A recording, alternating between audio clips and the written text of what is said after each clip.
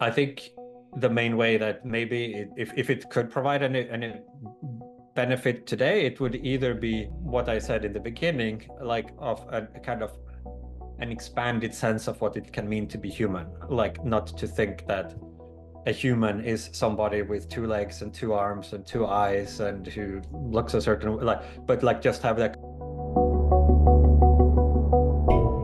As a leading figure in the debate, could you provide a brief overview of your perspective on transhumanism and its implications for society? Transhumanism, broadly speaking, is the philosophical view that we should embrace technologies to try to enhance our various human capacities, that people should be free to try to, extend their lifespan by slowing aging, improving their cognitive faculties, enhancing themselves physically and mentally, and that individuals should have a lot of freedom to do this or not to do this according to their own choice. But I think that's the gist of it. Like the core is this kind of sense that we could eventually become more than we currently are in biological terms, and that could potentially be a good thing. How do you see transhumanism intersecting with issues of social justice and equity? Are there specific transhumanist technologies or interventions that have the potential to disproportionately benefit certain social groups?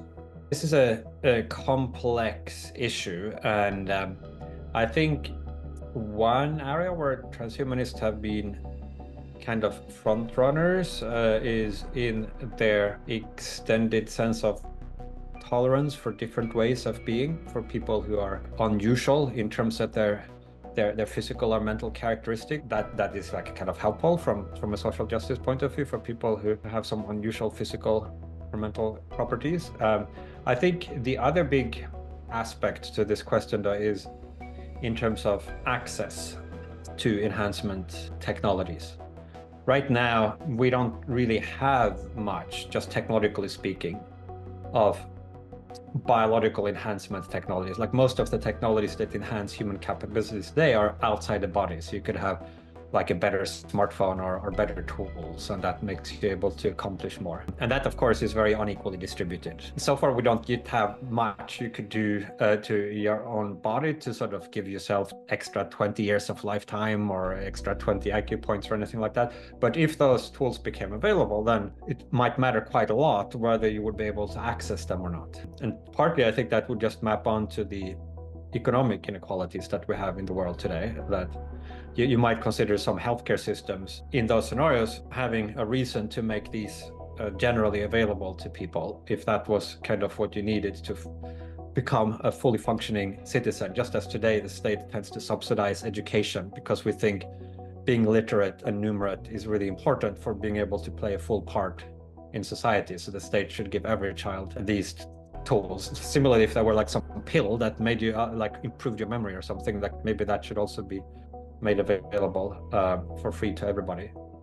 A third dimension to this issue is that it might well be easier to improve what starts off at the lower level. Like if there's something broken or with your body, it's often easier to fix it than it is to take something that is already working well and making it even better. It might just be easier to help those who start off at the lower level in some biological dimension than it is to sort of further improve those who are already naturally gifted along some dimension. Like if you have some deformity, you could do cosmetic surgery, maybe fix it. But if you already are very physically attractive, it might be much harder for the plastic surgeon to do something. So that would tend to reduce inequality to the extent that happens to be the way that things are. Do you think transhumanist technologies could exacerbate existing inequalities among disadvantaged groups? Well, to the extent that transhumanist technologies actually started working, like really gave a big benefit, and that they were expensive, so that not everybody could afford them, and to the extent that the state then didn't step in to make them universally available, to that extent, yes, they could increase inequalities. But then, as I said, the opposite could also be true if it turns out to be easier to enhance those who start off from a lower level. Now, this is kind of a fourth wrinkle to this complex thing, is that even if you imagine the technology was like very cheap or free, like maybe the state gives everyone, like even then you could still have an inequality increasing effect if certain groups of people have, say, religious objections to using it. Like, so suppose there was some gene therapy that made you live much longer and healthier and made you smarter and everything, right? And maybe some culture has like some moral or religious prohibition against using this technology. You could imagine, even if they have access, like they could pick up the pill from the pharmacy or whatever, if they had other reasons for refraining from doing that, then that could also cause over time an increase in differences between those who were willing to embrace this new technology and those who refused. Just as in a sense we have with like groups like the Amish, who have chosen to reject a range of modern technologies in favor of more traditional lifestyle. And the more advanced the technologies become, like the greater the difference in terms of the technological enablement that the embracers have. So that could also happen with these biotechnologies. Should we ensure that transhumanist advancements are accessible to all, regardless of socioeconomic status? If there was something that made you healthier, or like immune to diseases, or to like slow down your aging process, those things would benefit you, but not merely because it put you ahead of others, but it would, even if everybody like were healthier, that would all be good for everybody, right? It's not because you're winning against somebody else. That might be part of it as well, but it's also the intrinsic benefit. And in those cases, I think that would be a much stronger case for the public healthcare systems to make such treatments universally available, once they're safe and effective. So my final question, can transhumanism offer solutions to challenges faced by disadvantaged communities, such as access to healthcare, education, and economic opportunities?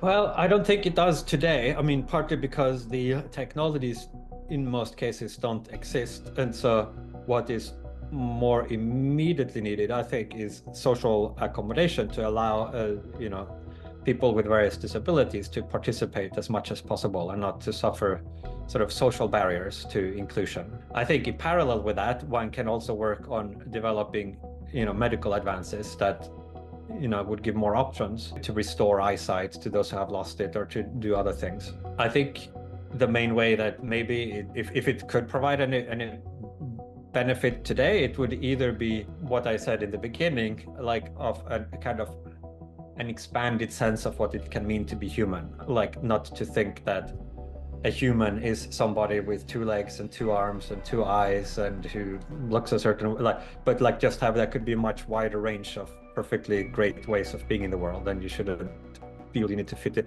to the extent that that's like psychologically liberating, and that could be one benefit. And then maybe like some hope that the space of what could be possible for human beings could expand in the future.